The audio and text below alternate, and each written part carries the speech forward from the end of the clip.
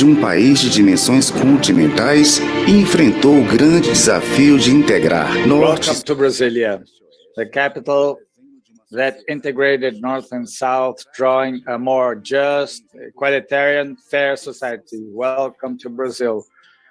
Past science fiction, water's capital, little square, plain, known by many names. This city created to be.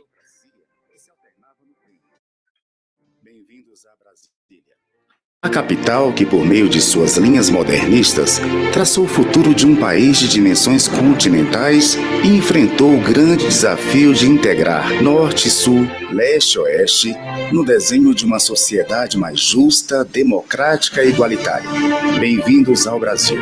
Ficção científica do passado, capital das águas, quadradinho, avião, reconhecida por vários nomes. Essa cidade criada para ser a morada de uma burocracia que se alternava no tempo.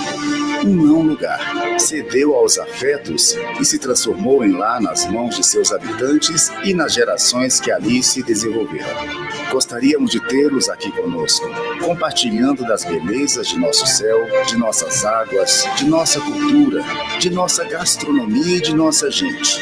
Porém, os desafios trazidos pelo momento crítico que o nosso planeta enfrenta nos impedem de vivenciar esses momentos com vocês. Mas de uma coisa podemos ter certeza: se a pandemia de Covid-19 nos afasta fisicamente, ela também nos aproxima ao nos fazer relembrar de que os desafios que a humanidade enfrenta necessitam ser enfrentados conjuntamente, reconhecendo que todos nós compartilhamos de uma condição que nos faz humanos. Se por um lado não estamos juntos, por outro nunca estivemos mais próximos em nossas preocupações e necessidades. Vamos juntos avançar sobre os problemas globais que se impõem. Vamos juntos construir democracias melhores, mais transparentes, mais responsáveis e mais participativas. Sejam bem-vindos à Conferência Internacional de Comissários de Acesso à Informação 2021.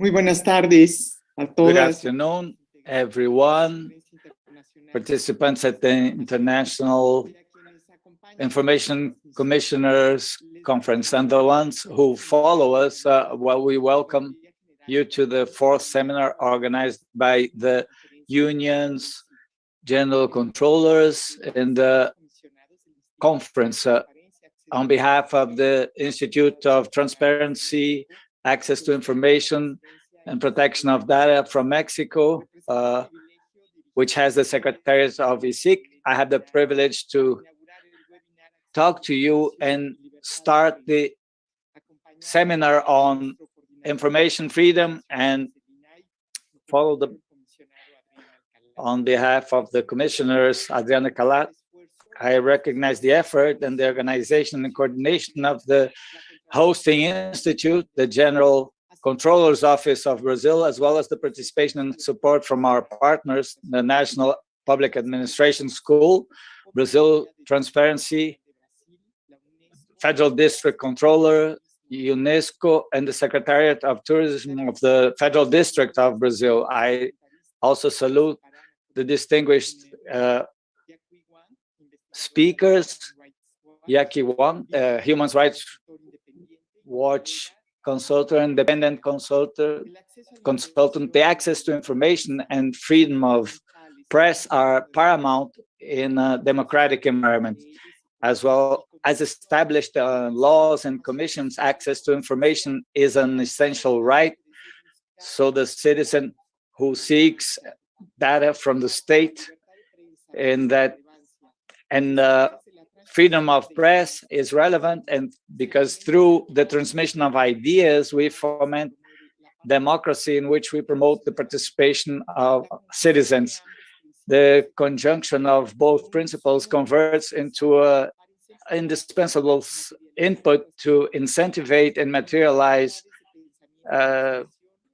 freedoms of expression and thinking, in political and economical rights, and so they are an autonomous instrument for democratic pluralism, which is paramount in the public sphere, in which action from government is subject from the citizens and analysis. So joint access to information and freedom of press should be guided to quality of acts, fomenting synergies to gather harmoniously the expectations and aspirations from the citizens, able to consolidate democracies in the 21st century. In a sanitary emergency context, as the one we are experiencing, this to convert into an paramount instrument to safekeep the population. So considering the evolution, which is constant in the phenomenon, we must have updated panorama of the epidemiology. So the information should translate the inputs to citizenship in a clear and timely way. With these actions, we generate parameters in the many institutional sides and participation that should protect health and well-being of the population.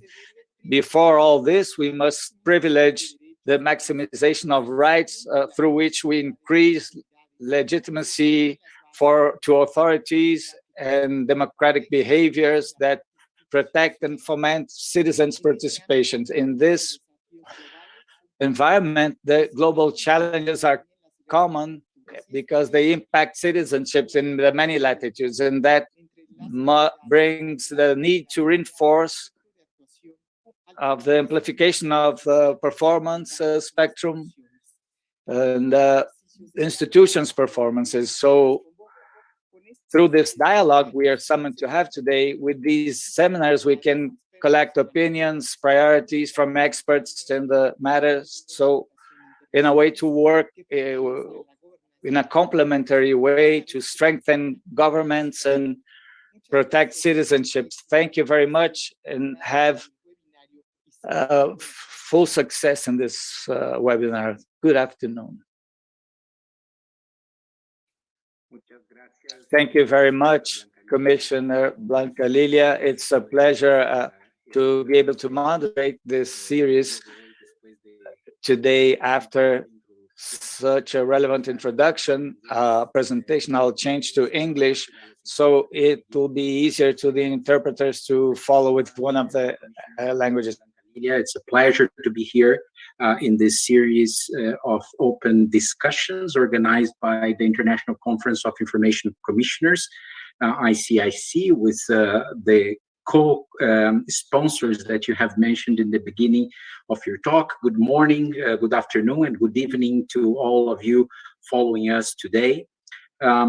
This will be a discussion about freedom of the press freedom, and access to information. We will have this discussion for the next 90 minutes. It's a very interesting topic, a fantastic relationship between those two very important concepts. We'll get back to that in a minute, but this is a series of open talks, open discussions, as Commissioner Blanca Lilia already underlined. In the last 4 weeks, last for Wednesday, this series happens every last Wednesday of each month. Issues like access to information and privacy, access to information and trust, access to information, and the new challenges of home offices and the protection of public documents and public records were already debated and discussed by very interesting experts, information commissioners from different parts of the world. And as I mentioned today, we are going to discuss this relationship between access to information and press freedom. If you all remember, both concepts are under the same umbrella of the Article 19 of the Universal Declaration of Human Rights, or the Article 19 of the International Covenant of Civil and Political Rights, if we are talking about the universal human rights systems. But you have similar constructions in the regional human rights systems, like, for instance, in the case of the Inter-American region, the Article 13 of the Inter-American Convention, they all in different languages are talking about three main verbs while defining freedom of expression: the right to seek, impart, and receive information. And those three verbs have allowed the international jurisprudence to further develop the specificities of this right that the mothers and fathers of the Article 19 of the Universal Declaration had in mind when they built these more than 70 years ago. So access to information obviously is very much related to the right to receive and seek information.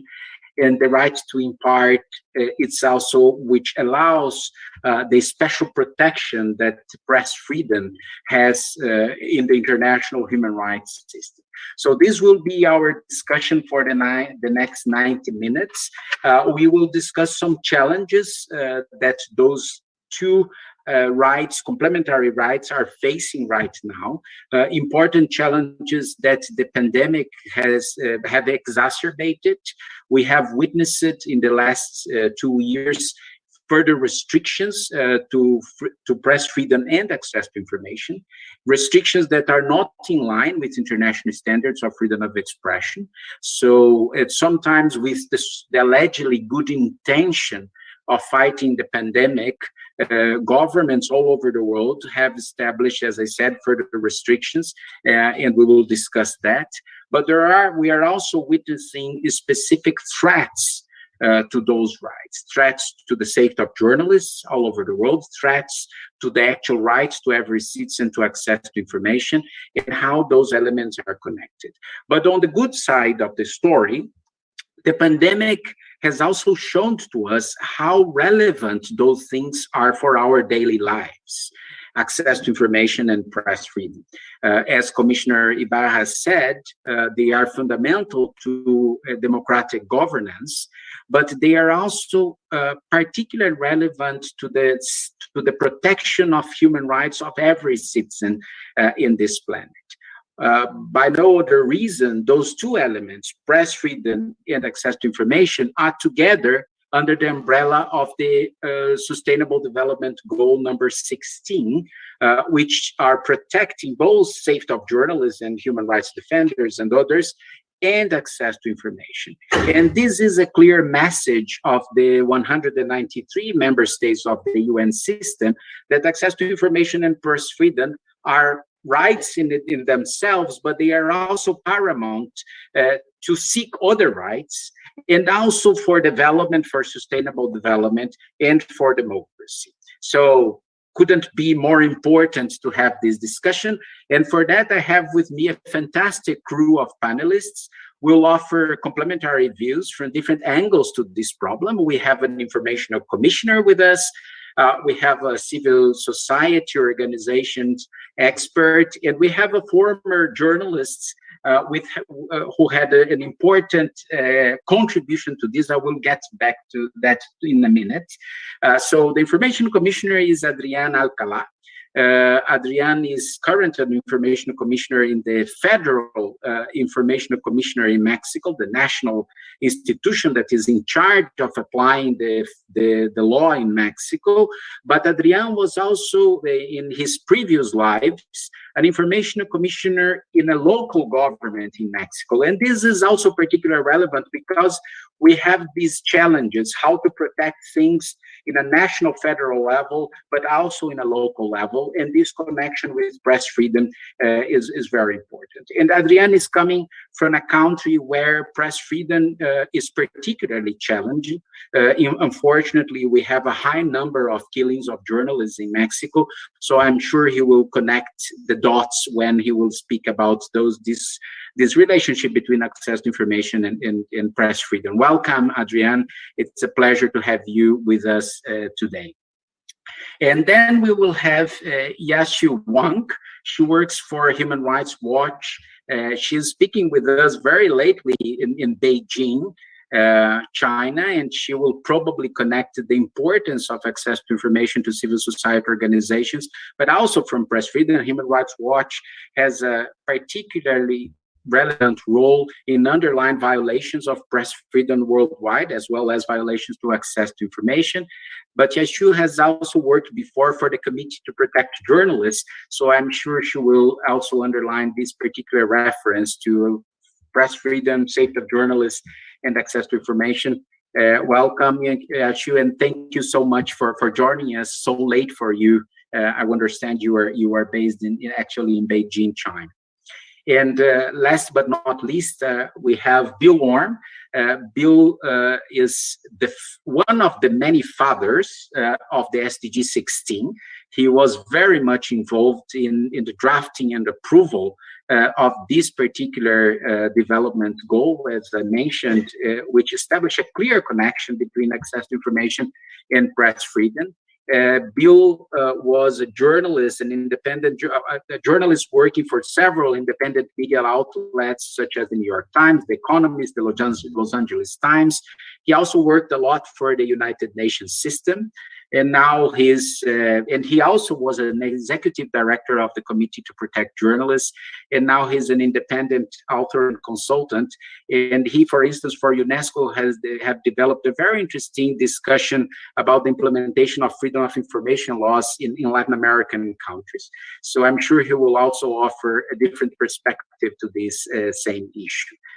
So thank you, Bill, for joining us from New York, from shining, I guess, Brooklyn. And my name is Guilherme Canela. I'm the chief of the Freedom of Expression and Safety of Journalists section here in UNESCO headquarters in Paris.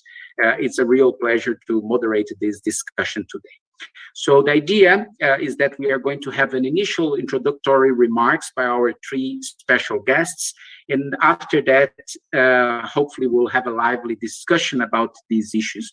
You are all welcome to participate in this discussion. This opening dialogue is being simultaneously web streamed via the YouTube channels of the Brazilian General Controller's Office, the CGU in Portuguese, via the YouTube of INAI in Mexico in Spanish, and via the YouTube of the International Conference of Informational Commissioners in English. So feel free to choose whichever language you want to follow this discussion. And you can also send your questions through the YouTube channel of those three different institutions to the panelists about these issues. The questions are more than welcome, and then we are going to obviously select as many questions as we can, considering the time limit we have. So, Adrian, over to you. I will quickly switch into Spanish. Adrian, le paso la palabra para que... Adrian, I pass you the floor so you make your 10-minute introduction, and we will be charmed to listen how you see this relation between public information access and freedom of press. It's a pleasure. Thank you. Good morning. You can hear me, right? Thank you, Guilherme. Good morning to everyone, people who are in the room and people who follow the transmission through the social networks. So it's truly, to me, a pleasure to greet you from the National Institute for Transparency and Freedom of Press and Personal Actions in Mexico. And to each one who follow us this morning, I'm also happy to greet my dear President of the Commissioner, Blanca, the Chief of the Freedom of Press and Security, Glen Canela, to investigator at the Human Rights Watch, Juan, and of course the author, editor, and independent consultant, and specialized in the issue of development of strategic communication means Dean Orman. It's a pleasure to share the table with you, truly, and I thank you, of course, to the General Controller's Office of the Union in Brazil and International Conference of Commissioner to Access of Information, ICIC, for the opportunity to be part of this event in the ICIC Wednesdays. So apart from talking about the norms or ways, as Guilherme mentioned, we have dialogues. In different occasions, I had the high responsibility, the honor, and the opportunity to participate in what we try to, like my companions who are here and my INAI colleagues, informing about the advancements that happen in the information access agenda, and above all, socialize the relevance in learnings and the well-being this right contains, and where we have been going and what we have been building and implementing, and of course, solidifying. In this occasion, I'd like to concentrate in a less normative aspect and more practical aspect. In direct relation, there's between freedom of press and the right to public information access as two rights that are cross-cutting. To begin, I'd like to highlight that the right to access to information, as we mentioned in ADIA, the right to knowledge or freedom of expression, these are fundamental rights, human rights, that when relate to each other, strengthen the pluralism. That's participative democracy in a free state. In Mexico, the right to access of information is in the 6th article of our political constitution, and it's through the performance of this fundamental right that everyone, without any particular interest or personalities, can require information generated, administered, or imposed by the authorities, which are bound to the following of this general law of information access, except for some aspects that should be at law. Authorities should provide information that is solicited, that is required by people, without any interest and without justification. On his side, the freedom of access to information is in our 6th and 7th constitution articles. The last article, 7th, establishes that it's the freedom to have ideas and broadcast information is free, and no law or authority can establish previous censorship and or restrict the freedom to broadcast information. So the interaction between the right to access of information and the right to freedom of press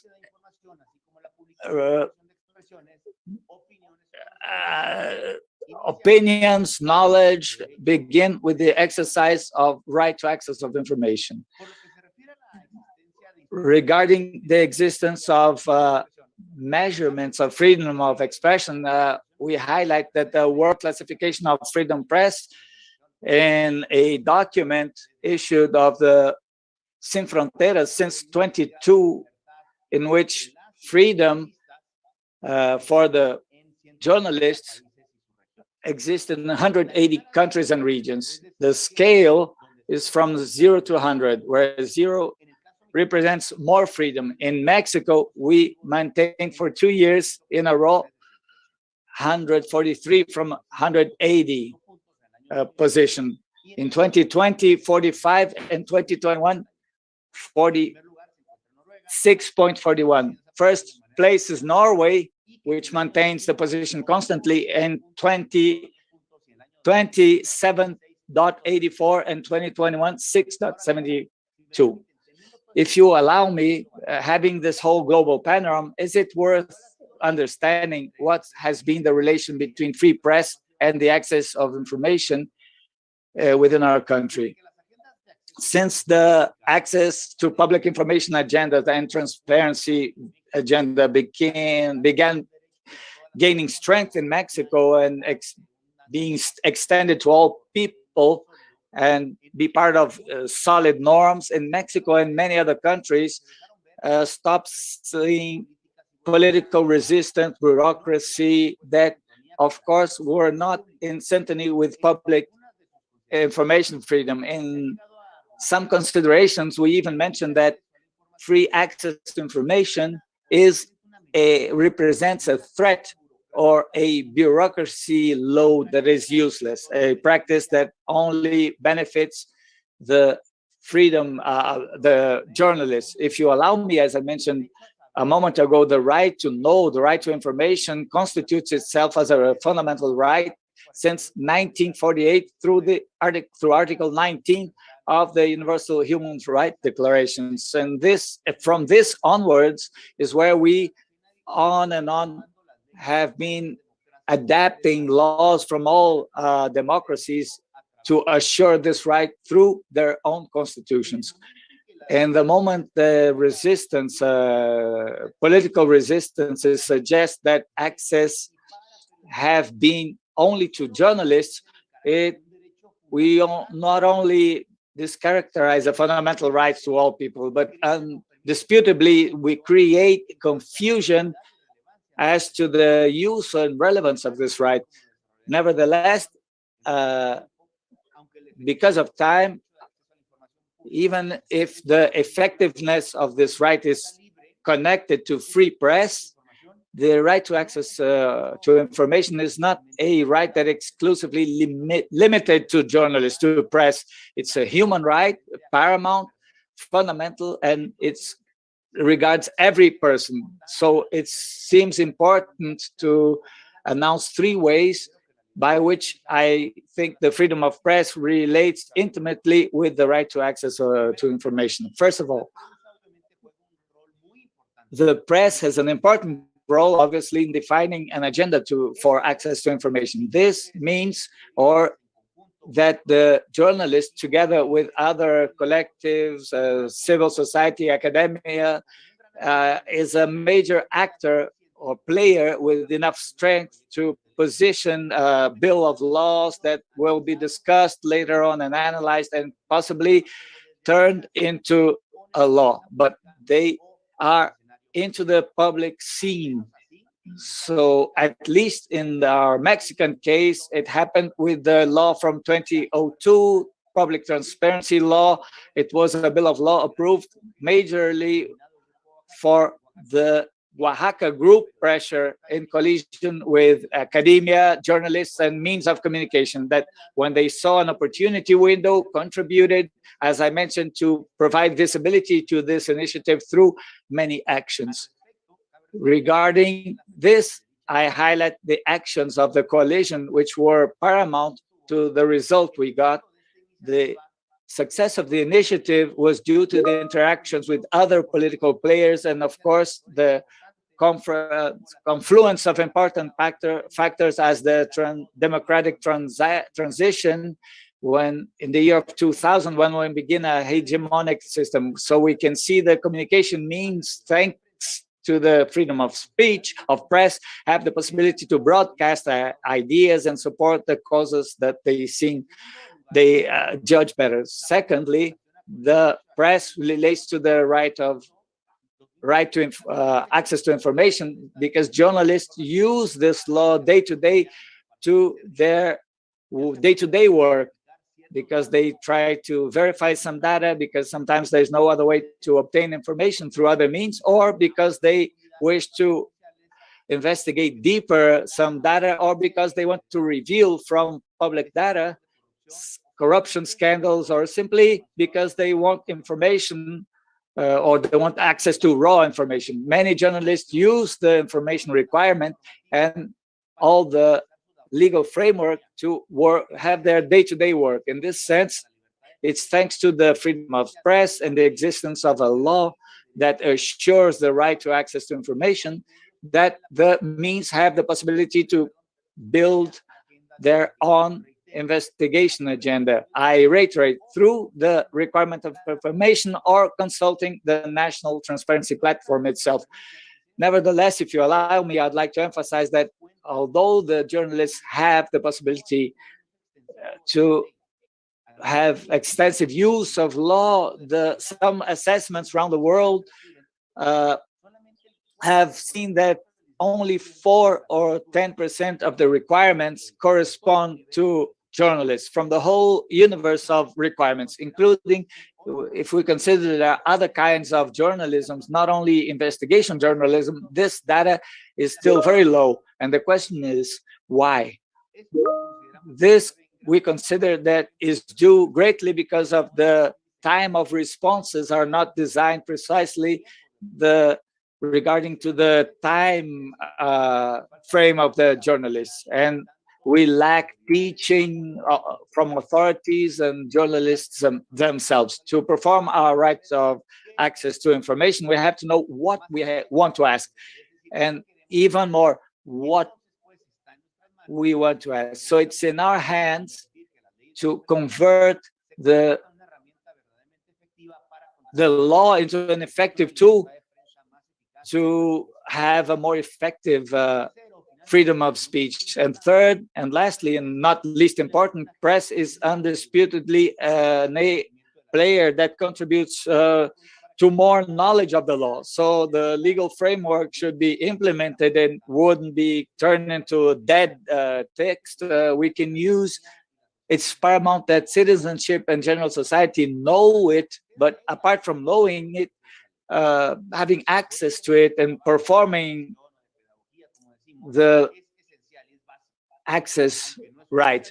Although it's not an obligation, press really contributes effectively, and they are the main allies of the publicizing of this law, the broadcasting of the law, how this information requirements should be done, the ability to transmit them massively to civil society, the relevance of the import of this right and how it can be performed. Each report, each investigation, each project, or each input generated based on a public requirement, public information requirement, should be tangible and to perform these rights. Now, a question arose: what can the institutions do? For this moment, I believe most of the ones following the transmission, we can be in agreement that the freedom of press is one of many ways by which information find a way for their use and strategic analysis, as well as for their maximum use in investigations, what you consider with data check and sources check. So I think that the sanitary emergency caused by COVID-19 is an example that shows the relevance of freedom of press and freedom of access to information, because in complex times as the one we're experiencing, that's necessary. So this has been paramount to share the criteria and opinions and response to citizenship as well as the authorities themselves. Through this, in the Mexican case, since we've been having many practices to compile, process, and broadcast information that is useful for society in the pandemic times. Closing my participation, I would like to emphasize once again that the performance of the right of access to information and the freedom of press is not restricted only to the ones dedicated to the journalist work, because of what I mentioned is that I ask myself what we should do, us the institutions, to have the right to access of information aid the freedom of press. First, what the law establishes contributes for accounting. Naturally in society, we identify and check irregularities and corruption acts. Without the press, we can't find out about these mistakes or these regretful acts that fall upon society. So we can recognize ourselves as an ally to institutions because both have bring collective benefits. Second, the publication of information, true information, brings a more informed and more equalitarian society. So the decision-making foresees and prevents these mistakes and also enhances the access to services and accountability. Third, to facilitate citizens' action, access to public issues, can have constant dialogue centers, and that should be society itself to recognize the needs and also identify solutions that should be innovative. The three measures I mentioned are strictly related with the rights to freedom of information and freedom of press. In this way, and considering that public information is a recurring base for investigative work, journalists' work, we can see that the three actions would have positive effect in the work of the journalists. Thank you very much. Thank you very much, Adrian. This was very interesting because we could see the perspective of an information commissioner about this issue. Adrian started reminding all of us that although this discussion is about press freedom and access to information, the right to information is not a right that is exclusive for journalists. On the contrary, it's a right of all citizens. But he also reminded us of three important connections with journalism. Journalism has an agenda-setting power when we still don't have a law, so they can push for a law, and this is very important. They have an important pedagogical outreach function here to make the law and the entire policy of access to information and transparency known by the rest of the publics and the citizens, so they can use more effectively these institutions. And obviously journalists use the freedom of information laws. And then Adrian underlined some interesting data and questions there. I will get back to them when we are in the discussions. He actually raised interesting questions for all of us, but I also liked how he ended some sort of self-reflections for informational commissioners on how they can support more through their duties as freedom of information commissioners, the press freedom, the empowerment of press freedom in its relationship with access to information. So thank you so much, Adrian. Very interesting food for thought here. And now I will move to Yashu Wang. Yashu, as I said in the beginning, civil society organizations have a fantastic role here in both agendas, access to information and press freedom. And we would love to hear your perspective in this debate. Over to you. Thank you so much. I'm truly honored to join such a distinguished panel. So I work mainly on China press freedom and free expression issues. Andre just talked about how international institutions and government can play an important role to protect freedom of information. Now, as a member of a civil society, the biggest issue I face is governments actually play a role to be an obstacle to freedom of expression and press freedom.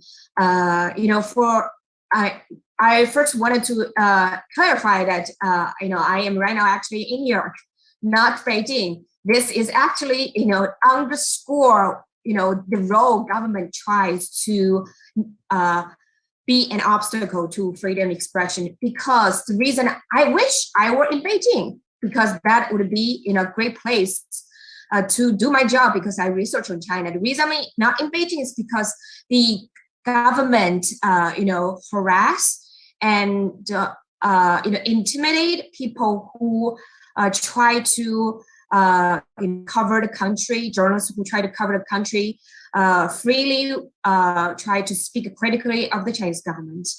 So, China is also a very important, I would say, an example of how a sophisticated system the government has enacted to, block the free exchange of information. Now, I'm going to first talk about press freedom. Then I'm going to talk about access to information, to use China as an example of how a sophisticated system of censorship can work. China has no independent media, so all media organizations in China is controlled by the government. So in order to carry a press card to report on various issues, you have to be approved by the government, and you have to, speak in a way that the government allows you to. That you have to shed a positive light on the government. So I think this is not unique to in China. Various countries have restrictions on journalists. If you cover the government, in a critical light, your organization can be shut down. You can experience police harassment. But in China, the control is very absolute. There is no independent media. So people would wonder, then how about those bloggers who people just have a cell phone and you go to protest, you cover those events.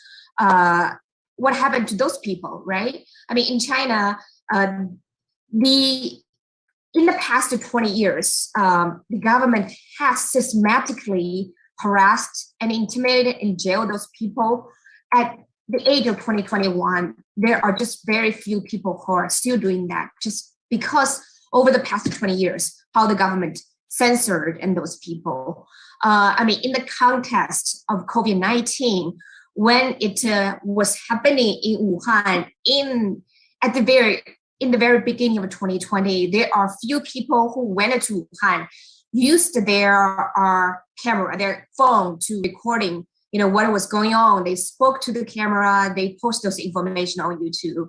And those people have been, imprisoned.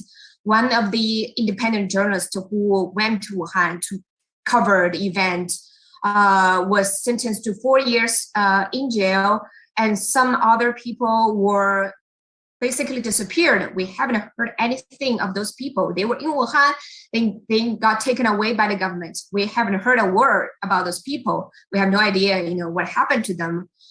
So this is the way the Chinese government try to control the remaining independent journalists who try to cover the country, independently without interference from the government. I mean, for the journalists who are still working for an institution, they wrote stories, right? But they could not publish the stories because their institution is controlled by the government. Now I'm going to talk about foreign journalists. Work for big media such as the New York Times, the Wall Street Journal. They are still foreign journalists in China, but in the past, I would say 10 years, it's getting more and more difficult. In order to report in China, you have to have a press card, foreign, press card, and the government tries to deny to issue the press cards, and they try to harass them. For example, if you go to Wuhan to report COVID-19, there will be police follow you and try to interfere you when you try to talk to our citizens who are experiencing the COVID-19. Then in 2020, about 20 journalists from big U.S. media were expelled for their critical coverage of the Chinese government's handling of the COVID-19. And also for now, I can segue to the part about access to information. As the foreign media, I think, despite the difficulties they face, they're still, covering the country independently. But the output, which is the articles they publish, the programs they air, are not accessible by the Chinese citizens because the websites of the New York Times, the programs of BBC, they are blocked in China. So even those journalists in China, people inside China cannot access to those websites. Also, China has blocked almost all major international social media platforms, such as Facebook, Twitter, YouTube, Google. So again, people in other countries, they can post something about what happened to them. Independent journalists, bloggers can post what happened to them on Facebook or Twitter. This does not exist in China because those platforms are not accessible. And China, I think, what makes China unique is that it's not that the government is only able to block, the information, the platforms that, publish critical information of the government. It's also that they have created alternative platforms that they can control. Chinese citizen has platforms like Weibo, which is very much like Twitter, and they have WeChat. They are private company, but those private company employs tens of thousands of content moderators that moderate content on behalf of the government. That if you criticize the president for its handling of the pandemic, then your post can be censored and then maybe later the police can contact you saying, you're posting those things, please don't do that. If you keep doing that, you can go to jail. So this is, it's hard for other countries to emulate because it takes a lot of technological know-how to able to establish an alternative to Facebook and Twitter. So, I use the Chinese social media platforms.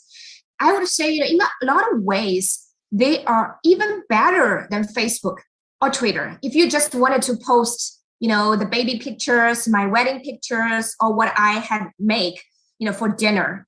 So in a way that I would say, because the citizens, as long as you don't criticize the government, right? You have a very good platform to share about your life. So this is a way that people,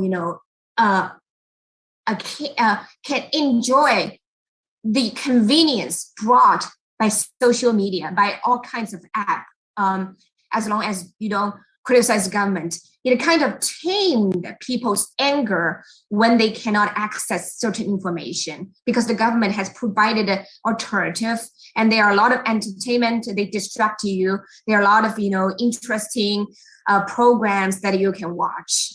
But again, when you're facing a crisis like the COVID-19, people are angry. People want to criticize government, saying, the lockdown is too draconian. I don't have my rights. I wanted to access to freedom information. And people still try to do that. But again, because the system has been developed so sophisticated that, the crackdown is very swift. China has all kinds of, real identity verification. So right now, it's extremely hard for you to register on a social media platform in China without using your real name. So because of that, it's harder to, first, people self-censor because that if I criticize the government, I can be harassed, I can be jailed, right? On the other hand, if you criticize using your own name, the government can find you very, very quickly. So in that context of very sophisticated censorship, the government started to propagate its own messages, right?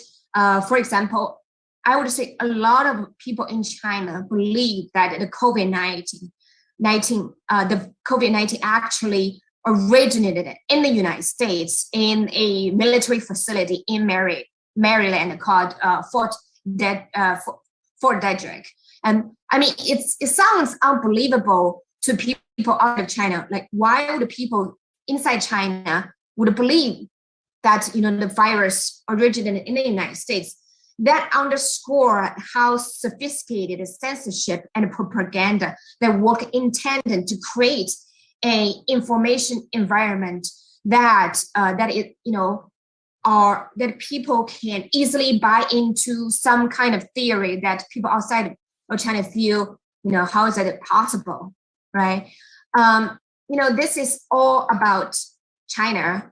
But China is in a way, it's an inspiration to governments around the world that try to control information. For example, yesterday I read an article on Reuters about the Ethiopian government.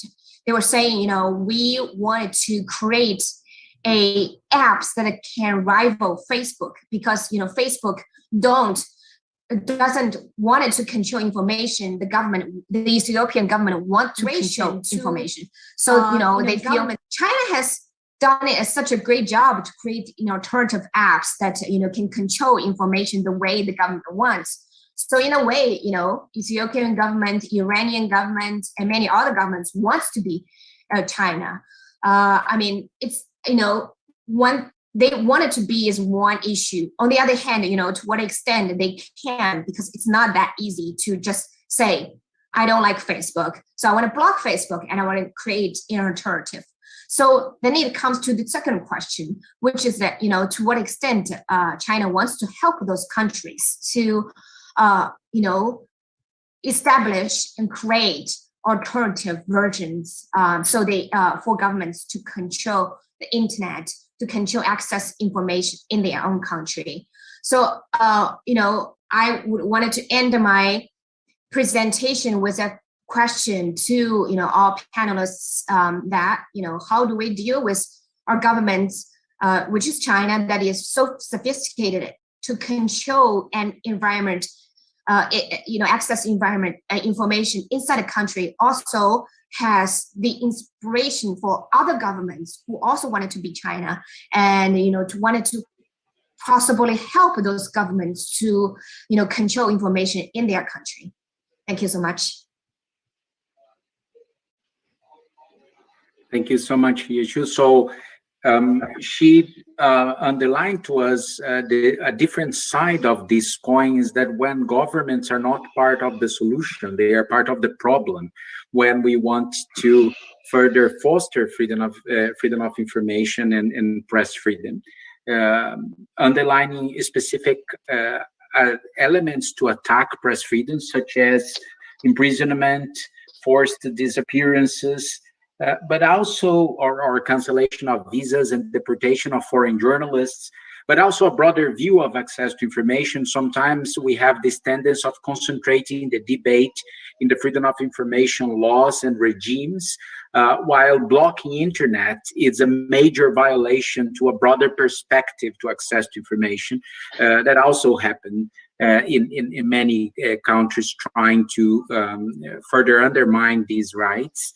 And also she finalized highlighting how those kind of governments started sharing these kind of methods, which are becoming more and more sophisticated to further prevent citizens to increase their access to information and the press to do their job in a free environment. So thank you so much.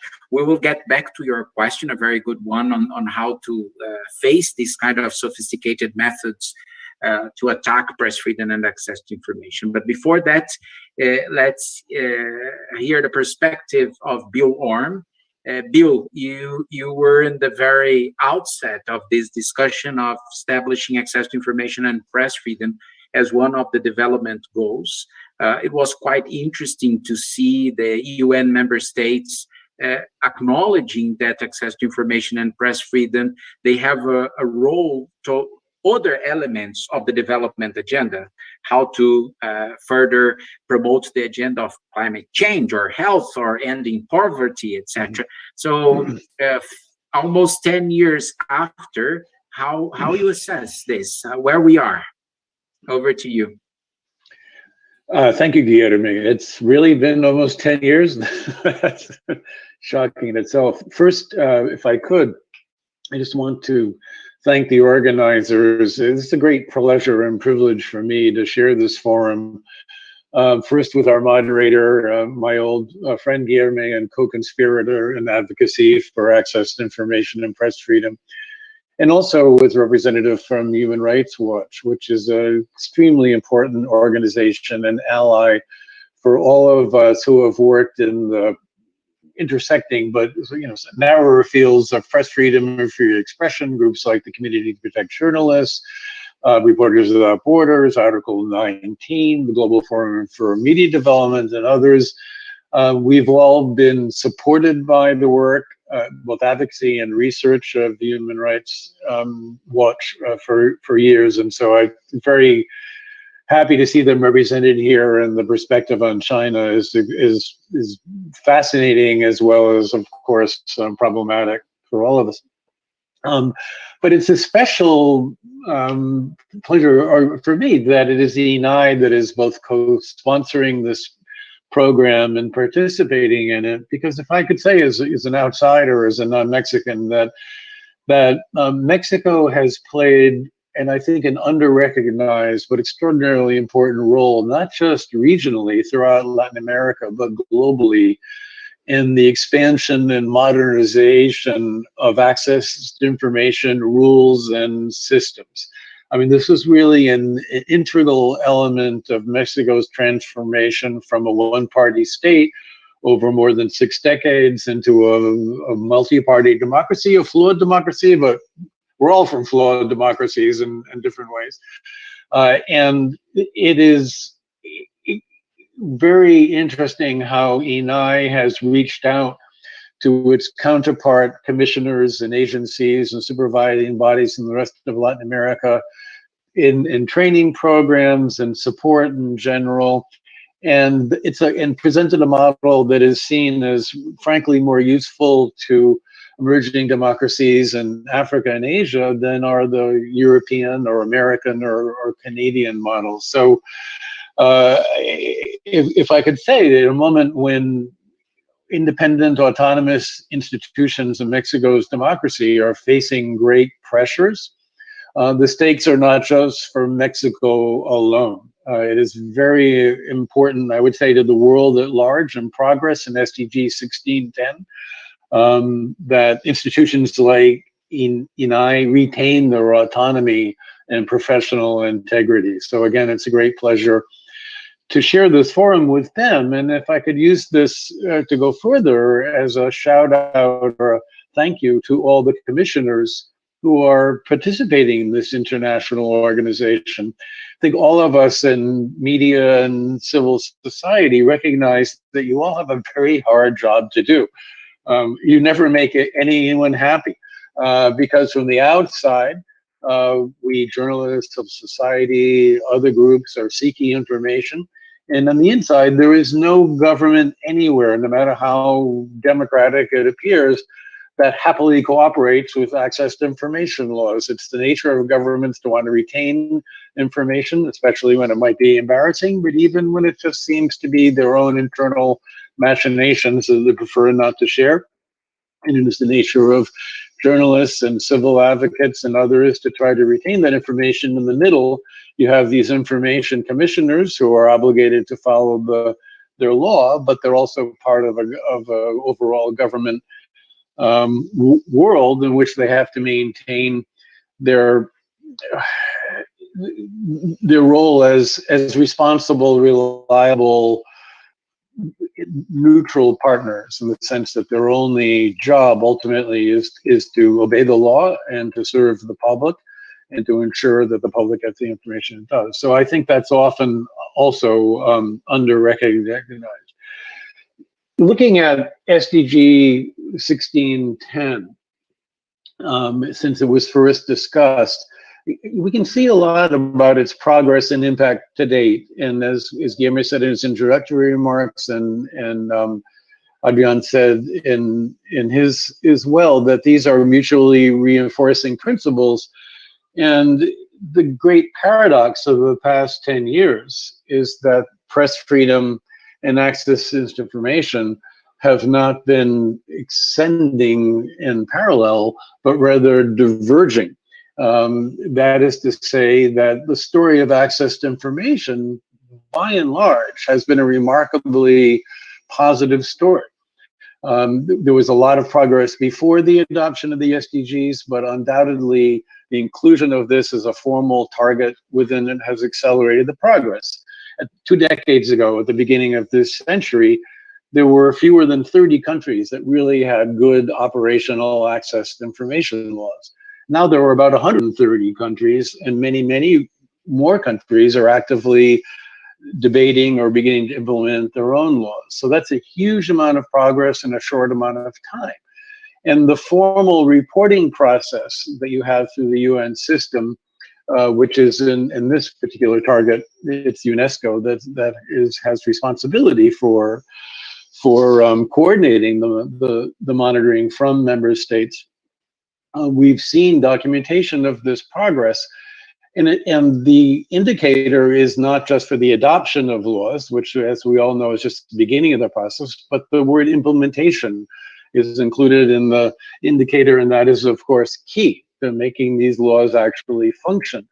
And one of the great, I think, also under-recognized parts of progress in this field is that there is now a very systematic research and measurement and analytical effort in which both government, through the supervising bodies and agencies and access to information, are collaborating with media and civil society through a fairly standardized template of assessments and a process that UNESCO has supported to show how, if and how these laws are being actually enforced, and more important, not just enforced by the government, but actually used by the public and media and civil society in the way they were intended. And again, by and large, that had been a picture of a portrait of fairly sustained progress. Well, you know, there were setbacks until the COVID era, until the past 18 months. And I think what COVID has done, aside from the things that are directly COVID related, like Irma said, you know, that some of it, though we would argue, governments claim because they're worried about disinformation and misinformation about the pandemic. And there were also, government is hard to operate when people are in lockdown. There were a lot of reasons why they claimed that access to information obligations could not function in the way that had been the case. But it exposed, in a way, the enforcement weakness, because in a way the law is the law, but ultimately these systems depend on the good faith of government partners and, in a way, of the professional integrity of those seeking information and everyone. And we've seen setbacks. Now, if part of the reason for this systematic monitoring of all the SDGs, not just for access to information or the broader rule of law and democracy targets, including SDG 16, but whether it's women's rights or environmental issues or education or anyone else, it's not just to monitor progress, but it's also to document problems and ideally to prevent setbacks. So if you have, we are now, if I could take a step back, we're now presenting in a way this monitoring system with its first kind of dramatic test. That is to say, if you have government X, which 5, 10, 15 years ago passed and began implementing access to information law, and now, for whatever reasons or pretexts or legitimate or not, has ceased to enforce the law as it did in the past, or move backwards, or try to replace it with a more restrictive law, it's a challenge to the UN system to report these setbacks honestly and directly, and to see what impact that has. And again, I think it is why it is so critical that civil society groups and media groups are active participants in the monitoring of these things. Now, you know, I'm, as you can tell from my accent, probably, I'm American. I'm an American journalist. You know, I'm come from the country of the First Amendment and all that. But I think it would be important to state these are universal issues. This is not something that is peculiar to Latin America or emerging democracies or anywhere. There are few governments in the world which really come out looking great in this particular period. And the access to information story, I think, is particularly interesting. You know, if you look at, again, back when we were, many of us in civil society and media were first pushing for the inclusion of this target in the SDGs, you know, we had important allies among the member states, a minority of them. But I would say the most important were countries like Mexico and Brazil, which had fairly recently adopted access to information laws, and other countries in the so-called developing world, like India, that had long experience in this field, South Africa, which has arguably the strongest constitutional protections for access to information, freedom of information of any country in the world. And they were really, in a certain sense, more critical in their support than where you would perhaps expect it in the older established Western European democracies, Canada, the United States, and Japan. And what we are seeing in this field globally is that the real models, the real pioneers in the 21st century era of access to information are precisely these newer, younger, perhaps more vibrant democracies. Now, again, you know, the United States could be seen properly as a pioneer of access to information in the modern era with the FOIA Act, which is now more than half a century old, excuse me. It's important to note, or you could go back, 2.5 centuries to the first information bill in Sweden in the 1760s, but it was almost 2 centuries before we entered the modern era of access to information, with the inclusion of Article 19 in the binding ICCPR, and then the passage of FOIA in the United States and so forth. But if you look at FOIA in the United States, just as one example, it is only federal. And that is to say, it does not apply to any of the 50 states internally. And it does not apply to the judiciary. It does not apply to the legislature, the US Congress, which passed the law. And it does not even apply to most of the workings of the White House, which is the most powerful institution of the democracy. That is to say, most communications among the president's aides and to and from the president, him or herself, are also excluded. So if you look at the law as in Mexico, South Africa, Brazil, especially Mexico and Brazil, both being federal systems themselves, they're far superior in the way that they have established commonalities, common norms for all branches of government on all levels, from the federal to the state or provincial to the local. And so it's very important, I think, that the so-called more advanced older democracies continue to learn from these examples, which are much more important. I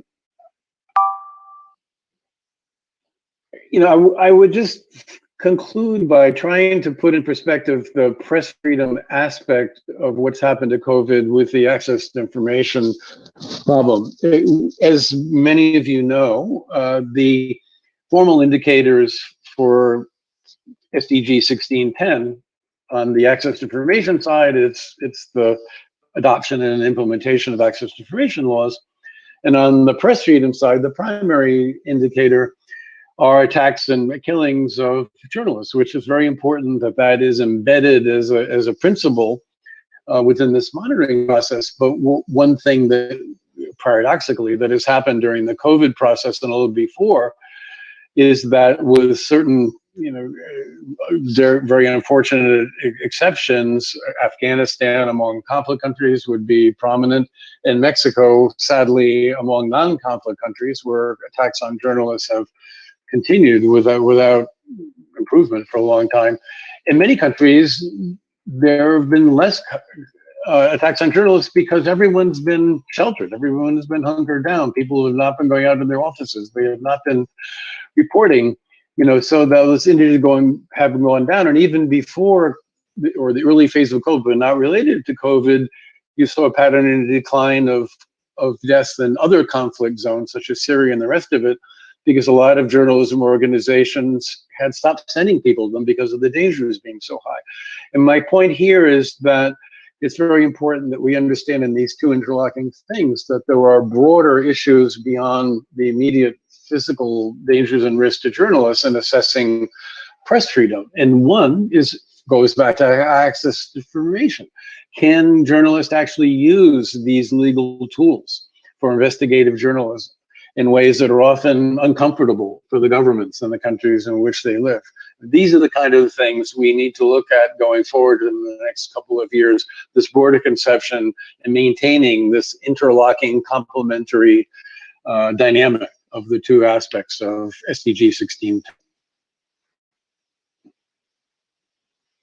Thank you. Thank you, Bill. Very interesting, and I think it's very important for the audience to understand these relationships under the umbrella of the SDG 1610, because I think this is not all the time clear how was the reasoning behind this, and also the connection with the other elements under the overall umbrella of the SDG 16, because you also mentioned, for instance, the judiciary that is also there in the SDG 16.3.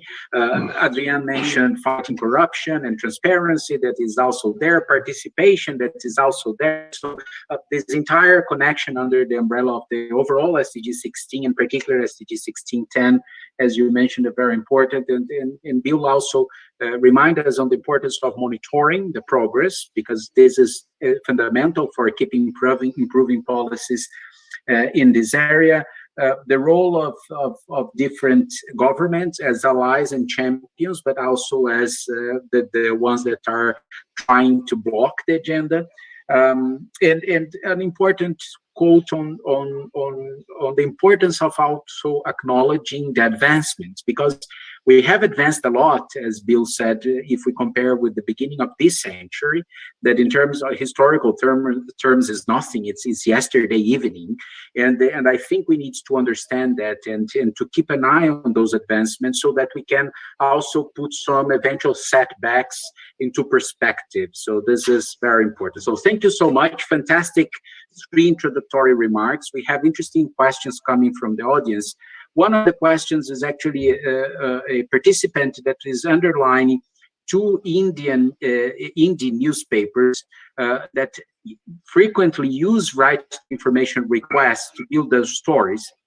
And actually, I had a related question to that. I would like to hear from your personal perspective as journalism consumers, a particular story that really has called your attention, a journalistic story that used a right to information request or a freedom of information request that you can remember very briefly, if you can describe this to the audience, because I think we need also to put those things in very concrete terms, how these kind of stories using freedom of information requests can make a difference to the people to the lives of real people in different perspectives, not only fighting corruption, there are other important elements out there. So maybe I will start with you, Bill, because I'm sure you have an immediate answer to this kind of questions. A particular story, maybe one that you produced yourself using a FOIA request. Thanks. I mean, there are so many examples. I was actually just reading, I think yesterday, a story in your own country, in our host country, Guilherme, in Brazil, of a fascinating long-term investigative effort by investigative journalists in Brazil, using the tools at their disposal through the access to information law to unravel what had been sort of, as in many countries, kind of the deep dark secrets of government pensions. How many people, what are people actually collecting, who work for the government in different fields over the years, and it involved amassing huge databases, megabytes and megabytes of data, and ended up informing the public on things which were not comfortable in many ways for the government to know, but without that legal tool and the willingness of courts to enforce that law, which is critical, this information would not have come to light. I mean, as a journalist who covered Latin America for many years, I can think of, there are many examples of historical revelations that have now come out during the so-called Dirty War in South America in the 60s and 1970s through the now receding history, but more recent conflicts in Central America. And after that, with the U.S. involvement, but also critical to the knowledge and history of those countries themselves that have come with U.S. and Latin American investigative journalists using these tools to insist on the declassification of CIA documents and others. So we know much more now about the history in that period in Chile, in Argentina, and Guatemala, and El Salvador than we would know if the FOIA mechanism did not exist. Just one recent, quite interesting example. There was a terrible incident of, it's actually a family and some other people who were traveling in a motorized cayuco, a large dugout canoe, on the coastal area of Honduras. This is a few years back, an area which is a nexus of drug trafficking and functionally lawless, one could argue in a lot of ways, with government collusion in the drug trafficking, but this isn't the point. The U.S. has a strong military presence there directly, as well as a DEA presence there. And there was an incident in which both Honduran forces and U.S. so-called advisors attacked one of these cayucos, arguing that it was ferrying cocaine in transit from Colombia to the United States, and killed, I think, everyone on the cayuco. And local people interviewed by Honduran journalists later, people said no, they were just local people traveling, and they were just taken unawares. And this was kind of covered up. And after years and years of court insistence using FOIA, news organizations, the AP, the New York Times, the Washington Post, others banded together, and they knew that there was video, because that's the rules for the DEA when it's on these missions. This is that they have to take video pictures and preserve them. And eventually they got this video, and it showed very clearly that the Hondurans and the Honduran media were absolutely right. There was no indication whatsoever that these were drug traffickers. To the contrary, it was clearly that these were ordinary people. And, so that's a very sad story, but it's a real check on power in a place where information rarely gets out. Thank you. So two interesting examples, one on tensions, a very important element for everyone. The other one on keeping police under control, keep a watchdog perspective over security forces, police forces. Yashu, from your personal perspective, a story you remember, that journalistic story using freedom of information requests. I will, give the China context. I mean, first of all, as I said, anybody who carries a press card, are under a lot of constraints. So it's hard, journalists or citizens can use that mechanism. There are FOIA-like that there's a website that you can go and say, according to this regulation laws, I request this information. The cases I handle are usually when journalists and bloggers go do that and they get detained for doing that. So, I mean, I try to underscore that, there are laws and regulations that are in place that people can utilize. Government try to say, I have these laws, I have this website, go ask me questions. But on the other hand, the government are, after you do that, after the government advertise this, you can do that, and they detain you. So basically, it's just, a way to show, we have this, but don't use it. Okay, this is also an important topic. So that's why the indicator in the SDG 16 is about having the law, but also the actual implementation, because there are two important elements. Obviously, having the institutional element, having the law or the decree or the policy is relevant, but we also need to measure the effective implementation of this kind of legal instruments. Adrian, ¿te acuerdas de un ejemplo en particular? Do you remember a particular example of journalists asking for access that drew your attention? Sorry, I didn't listen. A particular example of journalistic report that using access to information law to produce this report. Oh, yes, of course. We have examples from very emblematic cases and regretful cases happened in Mexico. So the estafa maestra, where you have corruption on superior education institutions with the Secretary of State of Education to fraud and bring corruption. So that's why it's called the estafa mayor, the regretful cases that many countries were affected, which is the Odebrecht case. And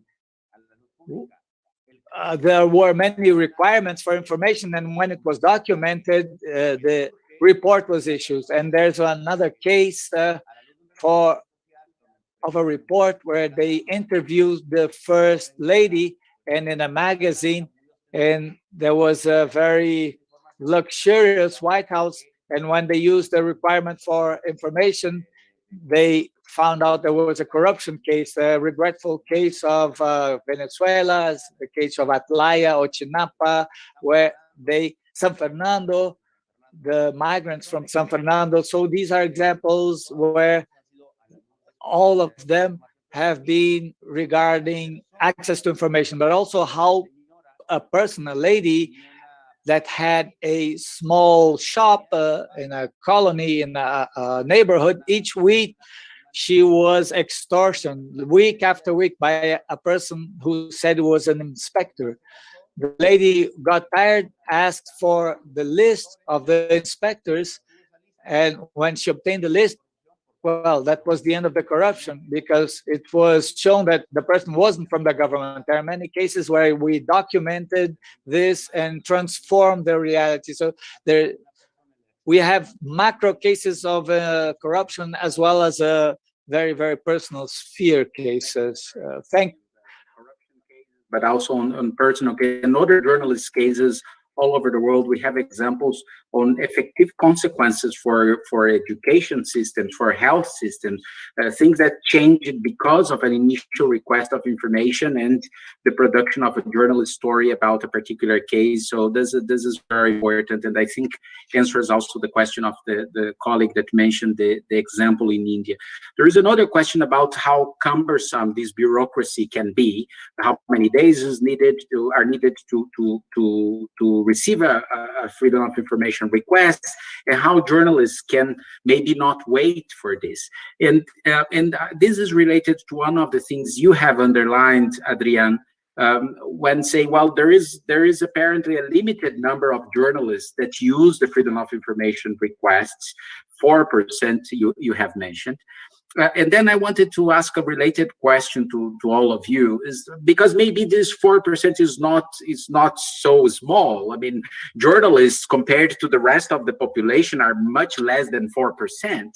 But maybe we are also forgetting an important element when we do this kind of comparisons, that is the active transparency that also is a result of freedom of information and transparency laws.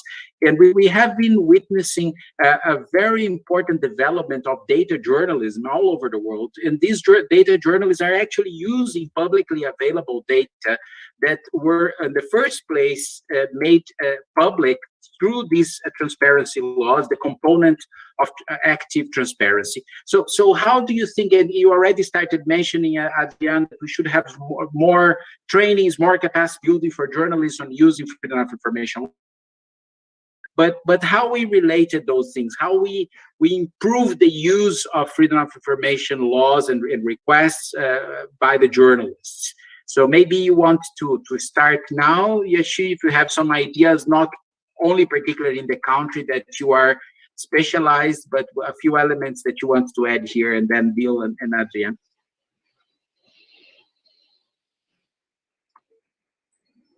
I would talk about, I mean, in the Asia context, I mean, because of the, you know, the amount of data apps able to, you know, to collect. I mean, you know, using a Taiwan case. So in Taiwan, so the government is, you know, having certain platform that for, you know, for some background. So most of the countries that have, you know, Facebook, Twitter, those are, you know, private companies. They collect a huge amount of data. So they don't share their data with other, you know, with the public, and they're very cagey about the data, you know. So that is actually a lot of information there. But in Taiwan, the government tried to, you know, have those platforms that are organized with the participation with citizens and companies, and so the data are shared together. You know, for the purpose of more citizen participation, more transparency, rather than, you know, have the companies control all the data and decide what they share with the public or you know. So I think this is a new model by certain countries that they want to create platforms that with more citizen participation, more data shared among all actors.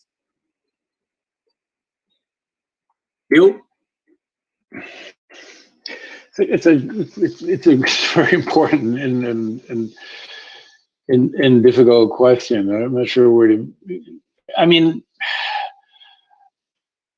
if I could, I would say it's really healthy to take a longer view here. I mean, what's the paradox again, as I said earlier, between access to information and freedom of the press is that in the last 5 years or so, press freedom has unquestionably suffered setback after setback after setback. From the increasing authoritarian / populist tendencies in the leadership of a number of long-established democracies, including my own, to the increasing success, and I'm hesitant to call it the Chinese model, but China is so hugely influential and important unto itself. But as is being described, the idea of having this kind of self-enclosed, very large ecosystem. Obviously, there are other countries that are looking, Russia, Iran are obvious examples, but I think, you see the same tendencies in more conventionally democratic countries, India, Brazil, and arguably the United States as well. And I think the challenge for all of us working in this field is to try to look at, if you will, the end user. The end user is ultimately the public, correct? I mean, access to information laws were not written for journalists. The 4%, or whatever the figure is, that could be very large. The important number is not the number of requests answered. The important metric is what is being found through this mechanism that governments would prefer that you not find. And is it triggering, in turn, proactive disclosure by governments of this? Because in a certain sense, the worst metric is how many questions are asked of a government information officer and how many responses are given to the rest of it. Because often these are questions that should not need to be asked because the government should provide this information to begin with. And if you look at statistical profiles around the world and access to information regimes, you find in a number of countries, and again, I go back to Sweden only because they were the original historical pioneers in this, there are actually fairly few per capita number of requests from the public or journalists and all this information with requests, because most of the information that they would be seeking is already available online because the law requires it. And if it's not there, they can just, I mean, it's not that simple. I don't want to say that the government is perfectly cooperative, but as a legal matter, they can file a suit arguing not just that they should get an answer, but that the whole public is entitled to this. So I think proactive disclosure and the dynamic between proactive disclosure and how well or badly the government is being informed is what we need to be tracking. And it's inherently difficult to do this in a scientific way, which is why, again, the participation of independent journalists and civil society and the monitoring of SDG 1610 country by country by country, year by year by year by year, is so important. Thank you so much, Adrian. We have 1 minute, so I will ask you to add your points on this question in 30 seconds, and then I need to close. Muy bien, muchas gracias. Well, thank you. Thank you very much. As Bill mentioned, it's not the percentage of journalists that did it, but how they relate to democratic issues, because it might translate into nothing positive. In Mexico, there are 3 kinds of transparencies: the reactive in transparency, active transparency, and transparency that, from the Mexican point of view, we are betting on to place the whole sea of information translated into useful public information. Like in COVID-19, there's a whole lot of information data where we had information requests and answers, and we translated that through infographics into useful public knowledge. I think that's an agenda we have to move on to. The journalists, our allies, society, and us, and what to do, and the implementation of the right to access to information access. That this should be publicized and known by society, and that will be obviously more and more democratic. Thank you so much. This was a fantastic panel. We have still questions there. One about foreign correspondents, in China. I'm actually posting here in the chat, so Flavia can help in sending this information to the people asking these questions. UNESCO has recently published a policy brief on the issue of foreign correspondence and their safety worldwide, not only in a particular country, but this maybe can help. There are other questions about interesting programs for capacity building of journalists on freedom of information and rights to information requests. I'm sure that Bill, you guys can try to reach out for Bill. He has some examples. In UNESCO, we have several examples. There in I, they have other examples. In Brazil, for instance, the Brazilian Association of Investigative Journalists have a long-standing program of training journalists on how to better access the information, the freedom of information system in Brazil. So I guess we will need to keep this dialogue on. Bill, Yeshu, Adrian, was a real pleasure to moderate you. It was a fantastic dialogue discussion on such an important issue, challenging one, with good news and with some bad news and setbacks. That's why it's important to keep the ball rolling, to keep the dialogue on. Thank you so much. And again, good morning, good evening, and good afternoon to everyone watching this. So goodbye.